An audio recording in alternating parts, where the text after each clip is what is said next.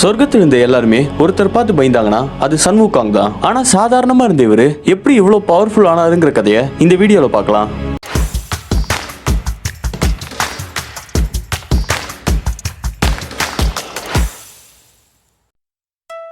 Chinese மித்தாலஜில fruit மவுண்டன்ங்கிற ஒரு மலை இருந்திருக்கு. இந்த மலையில அழகான பூக்களும் டேஸ்டான பழமும் நிறைய விதமான அனிமல்ஸும் இருந்திருக்கு. அப்ப அந்த இடத்துல முட்டை மாதிரி ஷேப் இருக்கிற ஒரு மந்திர கல் வந்து விழுகுது. அந்த கல்லை உடைச்சிட்டு அதுக்குள்ள இருந்து ஒரு குட்டி குரங்கு வருது. அந்த குரங்கு தான் சன்வுகாங். அந்த குட்டி குரங்கு பார்க்க சாதாரண குரங்கு மாதிரி இல்ல, அதோட கண்ணெல்லாம் பயங்கரமா மின்ன ஆரம்பிச்சிச்சு. வெளியே வந்த கொஞ்ச நேரத்திலேயே அந்த மவுண்டனை எக்ஸ்ப்ளோர் பண்ணி அங்க இருந்த பழங்களையும் பூக்களையும் ரொம்ப ஆச்சரியமா பார்த்துச்சு. அந்த மலையில எப்படி வாழணும்னு கொஞ்சம் கொஞ்சமா சன்வுகாங் கத்துக்கிட்டனால அந்த மலைக்கும் சன்வுகாங் ஒரு பாண்ட் உருவாச்சு. அப்பதான் அங்க இருந்த நார்மலான குரங்குகள் வந்து சன்வுகாங்க பார்த்தாங்க. பார்த்தோன்னே இவன் என்னடா நம்மளை விட வித்தியாசமா இருக்கான்னு அவங்களுக்கு தோணினாலும் அவங்கள ஒருத்தனா சன்வுகாங்க சேர்த்துக்கிட்டாங்க. மத்த குரங்குகளை விட சன்வுகாங்குக்கு அதிக பவரும் அறிவும் இருந்துச்சு. அதை வச்சு அந்த குரங்குகளுக்கு தேவையானதெல்லாம் சன்வுகாங் செஞ்சாரு. அப்படியே கொஞ்சம் வருஷம் போக அந்த குரங்கு கூட்டம் சன்வுகாங்கோட ஃபேமிலி ஆச்சு. இவருக்கு அறிவு நிறைய இருந்தனால அந்த குரங்குகள் எல்லாருமே இவர் ஒரு லீடரா பார்த்தாங்க. அப்பதான் இவரு காட்டுக்குள்ள இருக்கிற ஒரு அருவிக்கு பின்னாடி இருக்க ஒரு வழியை கண்டுபிடிச்சாரு. அந்த இடத்துக்குள்ள போய் பார்த்தா அங்க நிறைய பழங்கள் இருந்துச்சு. உடனே இவரு இந்த இடத்துல இருந்தா நம்மளோட குடும்பம் ரொம்ப சேஃபா இருக்கும்னு நினைச்சு அந்த இடத்துக்கு எல்லா குரங்கையும் கூட்டிட்டு வந்தாரு. அவர் நினைச்ச மாதிரியே அந்த இடம் எல்லாருக்கும் ரொம்ப சேஃபா இருந்துச்சு. அது மட்டும் இல்லாம சாப்பிடுறதுக்கும் அங்க நிறைய பழங்கள் இருந்துச்சு. இத பார்த்த குரங்குகள் எல்லாம் ஒன்னா சேர்ந்து சன்வுகாங்கே அவங்களோட ராஜாவாக்கிட்டாங்க. இங்கதான் அவருக்கு மங்கி கிங்குங்கிற பேர் கிடைச்சிச்சு. ராஜா ஆனோன்னு அவரோட மக்களை இன்னும் நல்லா பாத்துக்கிட்டாரு. அங்க இருந்த குரங்குகள்லாம் எதுக்கும் பயப்படாம பசியும் இல்லாம ரொம்ப சந்தோஷமா இருந்துச்சு. அப்பதான் சன்வுகாங் சாவ நினைச்சு பயப்பட ஆரம்பிச்சாரு. அது எதனாலனா அவர் என்னதான் பண்ணாலும் ஒரு கட்டத்துக்கு மேல அவருக்கு பிடிச்சவங்க எல்லாருமே இறந்து போயிடுவாங்க. இன்னும் சில வருஷங்கள் கழிச்சு அவர் இருந்ததே யாருக்கும் தெரியாம போயிடும். இதனால எப்படியாச்சு சாகா வரத்தை அடையணும்னு நினைச்சாரு. இந்த இடத்துல தான் சன்வுகாங்கோட கதை ஆரம்பிச்சிச்சு.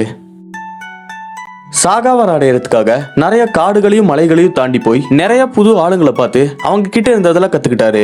அப்பதான் அந்த இடத்துல சபுட்டிங்கிற ஒரு மாங்க் இருக்காருங்கிறத தெரிஞ்சுக்கிட்டு அவர்கிட்ட சிஷ்யனா சேரணும்னு போய் கேட்டப்போ, நீ ரொம்ப காட்டுத்தனமா இருக்க, உன்கிட்ட ஒரு அமைதியே இல்ல, உன்னால என் சிஷ்யனா சேர்த்திக்க முடியாதுன்னு சொன்னாரு. இதை கேட்ட சன்வுகாங் அப்ப நான் அமைதி ஆகிறேன்னு சொல்லி ரொம்ப வருஷம் மெடிடேட் பண்ணாரு. இதை பார்த்த சபுட்டி சன்வுகாங் அவரோட சிஷ்யனா ஏத்துக்கிட்டாரு. ஊகாங் அவர்கிட்ட இருந்து 72 டிரான்ஸ்ஃபர்மேஷன் கத்துக்கிட்டாரு. இதை வச்சு அவர்னால என்னவா வேணா மாற முடியும். இது மட்டும் இல்லாம ஜிண்டோயோனுங்கிற கிளவுட் மேல ஏறி டிராவல் பண்ணக்கூடிய டெக்னிக்கையும் கத்துக்கிட்டு திருப்பி அவரோட ஊருக்கே போனாரு. ஆனா முன்ன இருந்ததை விட சன்வுகாங்க்கு இப்போ அறிவும் பவரும் ரொம்ப அதிகமா இருந்துச்சு. அவர் கத்துக்கிட்டதெல்லாம் அவர் கொஞ்சம் கொஞ்சமா குரங்குகளுக்கும் கத்து கொடுக்க ஆரம்பிச்சாரு. அவருக்கு இருந்த அதிக பவர் அவருக்கு ஈகோ கொண்டு வந்துச்சு. அதனால இவ்வளவு பவரா இருக்கிற ராஜா எனக்கு ஒரு வெப்பன் வேணும்னு சொல்லி கடல் கடியில டிராகன் கிட்ட இருந்த ஜிங்கு பாங்குங்கிற வெப்பன் எடுக்க போனாரு. இவர் கடல் கடியில இந்த ராஜ்யத்துக்கு போனோன்னே அங்க ராஜாவா இருந்த டிராகன் கிங் இவர் முன்னாடி வந்து, இந்த இடத்துக்கு எதுக்கு வந்த, உனக்கு என்ன வேணும்னு கேட்டதுக்கு எனக்கு அந்த ஜிங்கு பாங் வேணும்னு இவர் சொன்னாரு. இந்த ஜிங்கு பாங்குங்கிறது ஒரு மந்திரத்தடி, அது ரொம்ப பெருசா இருக்கும், அதை யாராலையும் நகர்த்தவே முடியாது. ஆனா சன்வுகாங் வந்துட்டாருங்கிற காரணத்துக்காக ஜிங்கு பாங் இல்லாம என்கிட்ட நிறைய வெப்பன்ஸ் இருக்கு, அதுல இருந்து ஏதாச்சும் ஒன்று எடுத்துக்கோன்னு டிராகன் கிங் சொன்னதுக்கு எனக்கு ஜிங்கு பாங் தான் வேணும்னு சொல்லி சன்வுகாங் அடம் பிடிச்சாரு. இவனால நகர்த்த முடியாதுங்கிற தைரியத்துல ஜிங்கு பாங் இருக்கிற இடத்துக்கு டிராகன் கிங் சன்வுகாங்க கூட்டிட்டு போனப்போ சன்வுகாங் நேரா போய் அந்த ஜிங்கு பாங்க தொட்டாரு. உடனே அது சன்வுகாங் கைக்கு ஏத்த மாதிரி குட்டி ஆயிருச்சு. இத பார்த்து டிராகன் கிங்னால நம்பவே முடியல. ஆனா சன்வுகாங் அந்த ஸ்டாஃபை இன்னும் குட்டியாக்கி அவரோட காதுக்கு பின்னாடி வச்சு கிளம்பலான்னு பார்த்தப்போ டிராகன் கிங்கோட சோல்ஜர்ஸ் எல்லாரும் சன்வுகாங் அட்டாக் பண்ண ஆரம்பிச்சாங்க. அப்பதான் சன்வுகாங் அவர்கிட்ட இந்த எல்லா பவரையும் யூஸ் பண்ணி டிராகன் கிங்கோட ராஜ்யத்தை மொத்தமா அழிச்சிட்டு ஜிங்கு பாங்க எடுத்துட்டு போயிட்டாரு. இந்த விஷயம் கொஞ்சம் கொஞ்சமா எல்லா கடவுள்களுக்கு நடுவில் பரவ ஆரம்பிச்சிச்சு. அப்பதான் டிராகன் கிங்கோ சொர்க்கத்தோட ராஜாவான ஜேட் எம்பரர்கிட்ட போய் ஊகாங்க பத்தி கம்ப்ளைண்ட் பண்ணாரு. இந்த விஷயத்தினால எல்லா கடவுள்களுக்குமே சன்வுகாங்க பத்தி தெரிய வந்துச்சு. ஜிங்கு பாங் எடுத்துட்டு சன்வுகாங் திருப்பி அவரோட இடத்துக்கு வந்து எல்லா குரங்குகளோட சேர்ந்து நல்லா சாப்பிட்டுட்டு அதை செலிப்ரேட் பண்ணிட்டு தூங்கிட்டாரு. அப்போ இவரோட கனவுல ஒரு 2 பேர் வந்து இவர் அப்படியே தூக்கிட்டு அண்டர் வேர்ல்டுக்கு போயிட்டாங்க. அந்த இடத்துல லார்ட் யமா இருந்தாரு. இறந்து போனவங்களோட ஆவி எங்க போகணும்னு அவரு தான் முடிவு பண்ணுவாரு. சன்வுகாங்கோட டைம் முடிஞ்சனால யமாவோட ஆளுங்க அவர் அண்டர் வேர்ல்டுக்கு தூக்கிட்டு வந்திருக்காங்க. அதாவது சன்வுகாங் இறந்து போயிட்டாரு. இது அவருக்கும் புரிய வர அந்த இடத்துல இருந்து தப்பிச்சு ஓடும் போது ஒரு புக்கை பார்த்தாரு. அந்த புக்ல தான் யார் எப்ப இறந்து போகணும்னு போட்டிருந்துச்சு. உடனே சன்வுகாங் அந்த புக்ல இருந்து அவரோட பேரையும் அவரோட ஃப்ரெண்ட்ஸோட பேரையும் அழிச்சிட்டு அங்க இருந்து எல்லாரையும் அடிச்சு போட்டு திருப்பி உலகத்துக்கு வந்தாரு. இந்த இடத்துல சன்வுகாங் தப்பு பண்ணி அவர் நினைச்ச மாதிரியே சாகாவரத்தை அடைஞ்சிட்டாரு. லார்ட் யமாவும் போய் ஜேட் எம்பரர்ட்ட சன்வுகாங் பண்ணதெல்லாம் சொல்லி கம்ப்ளைண்ட் பண்ணாரு. ஊக்காங்கால எல்லா இடத்துலயும் ரொம்ப பிரச்சனையா இருக்குன்னு புரிஞ்சுக்கிட்ட ஜேட் எம்பரர் பேசாம அவரை சொர்க்கத்துக்கு கூட்டிட்டு வந்து ஏதாவது வேலை கொடுக்கலாம்னு நினைச்சாரு. அதே மாதிரி ஊக்காங்கையும் சொர்க்கத்துக்கு கூட்டிட்டு வந்து கார்டியன் ஆஃப் ஹார்ஸ்ங்கிற ஒரு பதவியை கொடுத்தாரு. இவரோட வேலையே சொர்க்கத்துல இருந்து குதிரை மேய்க்கிறது தான். இது சொர்க்கத்திலே ரொம்ப ஹை போஸ்ட்னு ஊக்காங்க ஏமாத்தினாரு. ஊக்காங்கோ அதை நம்பி ரொம்ப நாள் அந்த வேலையை செஞ்சுட்டு இருந்தப்போ ஒரு நாள் அவருக்கு இதுதான் சொர்க்கத்திலே ரொம்ப லோவஸ்ட் பதவின்னு புரிய வந்துச்சு. என்னையே அசிங்கப்படுத்திட்டீங்களான்னு சொல்லி அங்கிருந்து கோச்சுக்கிட்டு திருப்பி பூமிக்கே வந்து சொர்க்கத்தில் இருக்கிறவங்கள விட நான் ரொம்ப பவர்ஃபுல்னு சொல்லி பூமியில பிரச்சனை பண்ண ஆரம்பிச்சாரு. இதை பார்த்து ஜேட் எம்பரர் திரும்பி இறங்கி பூமிக்கு வந்து ஏதோ தெரியாம தப்பு நடந்துருச்சு, திரும்பி இந்த மாதிரி நடக்காதுன்னு சொல்லி ஊக்காங்க வேற பதவி தரேன்னு சொல்லி சொர்க்கத்துக்கு கூட்டிட்டு போனாரு. இந்த டைம் அவருக்கு சாகாவரத்தை கொடுக்கற பீச் மரத்தோட கார்டனை பாத்துக்கிற வேலை கொடுத்தாரு. ஆனா அந்த மரங்களை பாத்துக்காம சன் ஊக்காங் அங்க இருந்த பழங்களை சாப்பிட்டாரு. அந்த டைம்ல தான் சொர்க்கத்தோட ராணி அங்க இருந்த எல்லா கடவுள்களையும் கூப்பிட்டு ஒரு கேதரிங் வச்சாங்க. ஆனா அந்த இடத்துக்கு சன் ஊக்காங் கூப்பிடவே இல்லை. இதனால கோவமான சன் ஊக்காங் யாருக்குமே தெரியாம அந்த இடத்துக்குள்ள போய் கடவுள்களுக்கு கொடுக்கலான்னு வச்சிருந்த பீச்சால செஞ்ச ஒயினை மொத்தமா குடிச்சிட்டாரு. அதோட நிக்காம கோவத்துல சன் ஊக்காங் சொர்க்கத்துல நிறைய பிரச்சனைகளை பண்ண ஜேட் எம்பரர் அவரோட படையில இருந்த பவர்ஃபுல்லான கடவுள்களை சன் ஊக்காங்க பிடிக்க சொல்லி அமிச்சாரு. ஆனா சன் ஊக்காங் எல்லாரையுமே அடிச்சு தோக்கடிச்சாரு. அவரை யாராலையுமே தடுக்க முடியல. அப்பதான் ஜேட் எம்பரர் புத்தர் கிட்ட போய் ஹெல்ப் கேட்டாரு. புத்தரை பார்த்தோன்னா சன் ஊக்காங் அவரோட உள்ளங்கையில ஏறி இங்க இருக்கிற எல்லாத்த விட நான் தான் ரொம்ப பவர்ஃபுல்னு சொல்லி கத்திட்டு இருந்தாரு. என் உள்ளங்கையில இருந்து குதிச்சு நீ வெளியே போயிட்டினா நீ என்ன கேட்டாலும் நான் செய்யறேன்னு சொல்லி புத்தர் ஊக்காங் கிட்ட சொல்ல ஊக்காங்கும் குதிச்சு ஸ்பேஸுக்கே போனாரு. அங்க இருந்த 5 தூணை பார்த்து அதுல ஒண்ணுல அவரோட பேர் எழுதிட்டு திருப்பி புத்தரோட கைக்கே வந்தாரு. அப்பதான் அவர் திரும்பி பார்த்தப்போ அவர் தூண்ல எழுதினது புத்தரோட விரல்ல இருந்துச்சு. அந்த 5 தூணுமே புத்தரோட 5 விரல்னு ஊக்காங்குக்கு புரிய வந்துச்சு. உடனே புத்தர் அவரோட கையை வச்சு ஊக்காங்க தரையில அமுத்தினாரு. அவரோட விரல்கள் ஒரு மலையா மாறிச்சு. அந்த மலைக்கு கீழே ஊக்காங்க 500 வருஷம் புத்தர் அடைச்சு வச்சாங்க. ஊக்காங்கோட தப்பு புரிய வைக்கணுங்கிறதுக்காக தான் இது பண்ணது. இந்த விஷயம்லாம் நடந்து 500 வருஷம் தாண்டிடுச்சு. இந்த காலகட்டத்துல சைனா ரொம்ப செழிப்பா இருந்துச்சு. இருந்தாலும் இந்த டைம்ல சைனா ரொம்ப மோசமான கண்டிஷன்ல இருந்திருக்கு. அதுக்கான காரணமா என்ன சொல்லப்படுதுன்னா நிறைய பேய்களும் மான்ஸ்டர்ஸும் ஊருக்குள்ள வந்து மக்களை கொன்னுட்டு இருந்துச்சு. என்னதான் மக்கள் கடவுளை கும்பிட்டாலும் அவங்களுக்கு எந்த பலனுமே அது கொடுக்கல. அந்த டைம்ல மோஸ்டா மக்கள் எல்லாரும் நியாயமா எப்படி இருக்கணுங்கிறதே மறந்துட்டாங்க. இதனாலே அந்த நாடு மொத்தமா கொலாப்ஸ் ஆச்சு. அப்பதான் அந்த நாட்டோட ராஜாவான டாய்சங் உடம்பு சரியில்லாம இறந்து அண்டர் வேர்ல்டுக்கு போனாரு.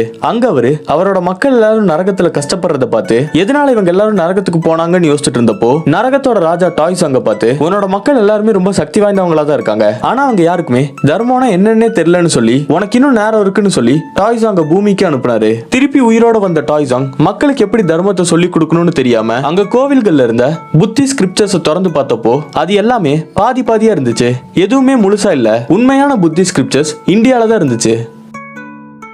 மக்கள் இவ்வளவு கஷ்டப்படுறத பார்த்த புத்தர் டைரக்டா இறங்கி வராம குவானின் போதிசத்துவாங்கிற ஒரு கடவுளை கூப்பிட்டு அவங்களுக்கு ஒரு வேலை கொடுத்தாரு. அது என்ன வேலைனா பூமிக்கு இவங்க போய் பியூரான மனசு இருக்கிற ஒருத்தரை கண்டுபிடிக்கணும். அவர் இந்த உலகத்தை மாத்துவாருன்னு புத்தர் சொன்னோன்ன குவானின் போதிசத்துவா சைனால இருந்த டாங்குங்கிற இடத்துக்கு வந்து ஒரு மாங்கோட வேஷத்தை எடுத்துட்டு அந்த பியூரான ஆளை தேட ஆரம்பிச்சாங்க. அங்க இருந்த எந்த மக்களுக்குமே நல்ல மனசு இல்ல. அதனால சரி மாங்ஸை போய் தேடுவோம்னு அவங்க போனப்போ அங்க இருந்த மாங்ஸுமே கெட்டவங்களா தான் இருந்தாங்க. அப்படி அவங்க தேடிட்டு இருந்தப்போ ஷுவாங் சாங்குங்கிற ஒருத்தரை பார்த்தாங்க.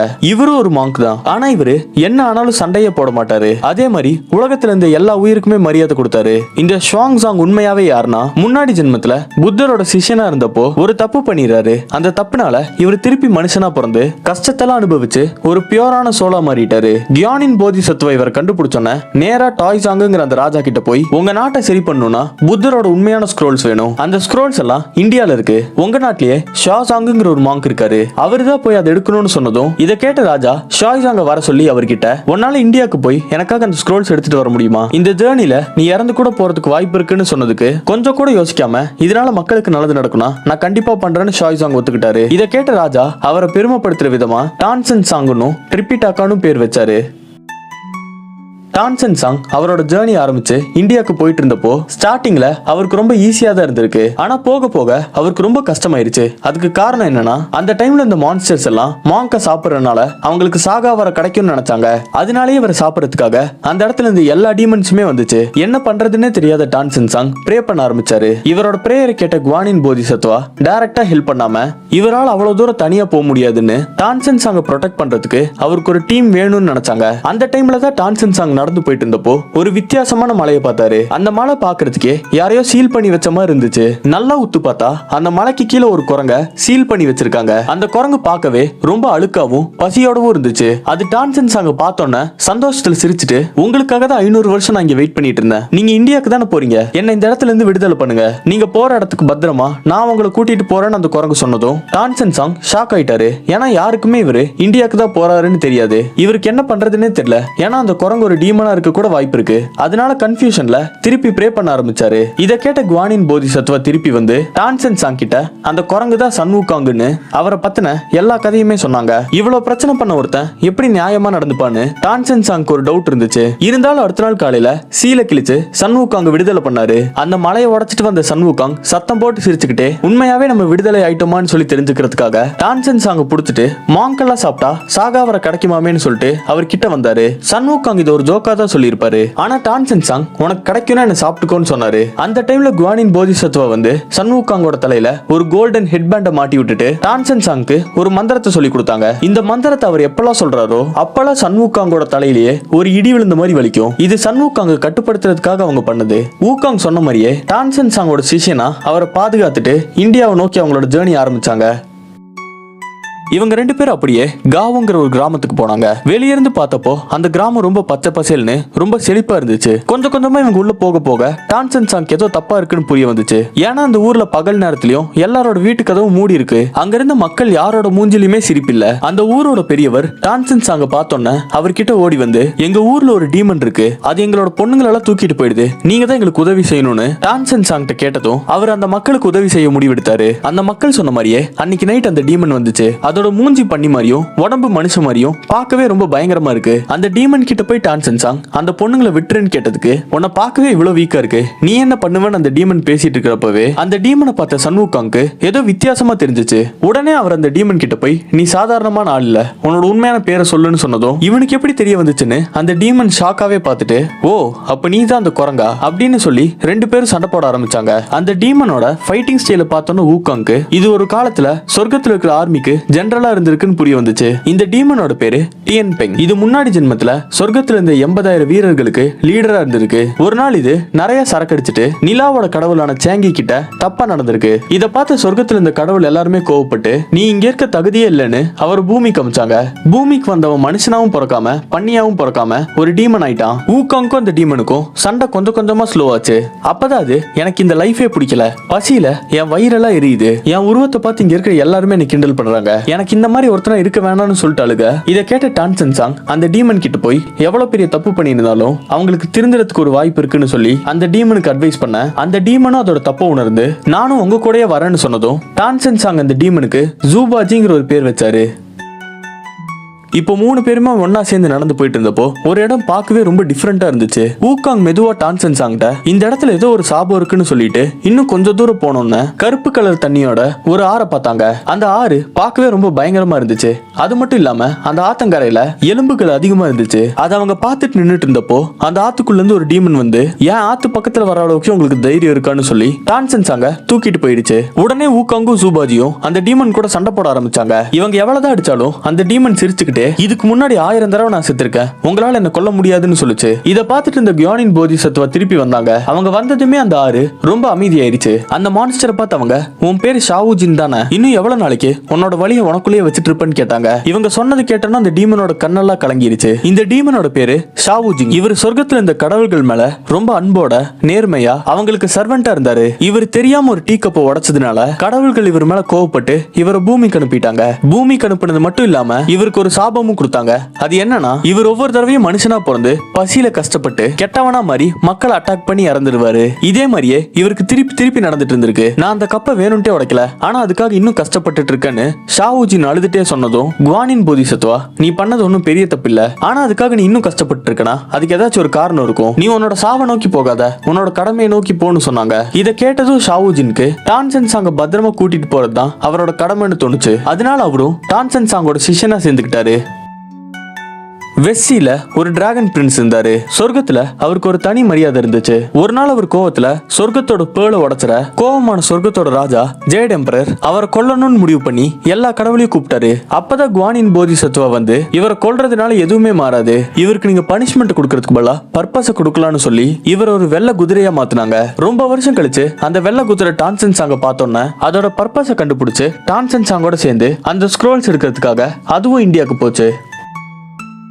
இவங்க 5 பேரும் ஒன்னா சேர்ந்து ஸ்க்ரோல்ஸ் எடுக்கிறதுக்காக இந்தியாவை நோக்கி போயிட்டு இருக்கும் போது நிறைய டீமன்ஸ் டான்சன்ஸ் அங்க சாப்பிடறதுக்காக மனுஷ வேஷத்திலையும் ராஜா வேஷத்திலையும் கடவுள் வேஷத்துல கூட வந்து ட்ரை பண்ணுச்சு. ஆனா சன்வுக்காங் அவர் ஃப்ரெண்ட்ஸ் ஹெல்ப்போட வந்த எல்லா டீமன்ஸுமே தோக்கடிச்சு டான்சன்ஸ் அங்க பத்திரமா கூட்டிட்டு போனாரு. இவங்க மொத்தமா 81 தடைகளை தாண்டி இந்தியாவுக்கும் போய் புத்தரோட ஒரிஜினல் ஸ்க்ரோல் எடுத்துட்டு திருப்பி சைனாக்கு வந்தாங்க. ராஜா டாய்சாங் அந்த ஒரிஜினல் ஸ்கிரிப்ட நிறைய காப்பி பண்ணி சைனால இருக்கிற எல்லா மக்களுக்குமே கொடுத்தாரு. புத்திசம் சைனால பரவறதுக்கு இது ஒரு முக்கியமான காரணம் சில இடங்கள்ல சொல்லப்படுது. இந்த ஜேர்னியை சக்சஸ்ஃபுல்லா முடிச்சதுனால புத்தர் டைரக்டா வந்து டான்சன் சாங்க்கு புத்தா ஆஃப் சாண்டல்வுட்ங்கிற டைட்டில் கொடுத்தாரு.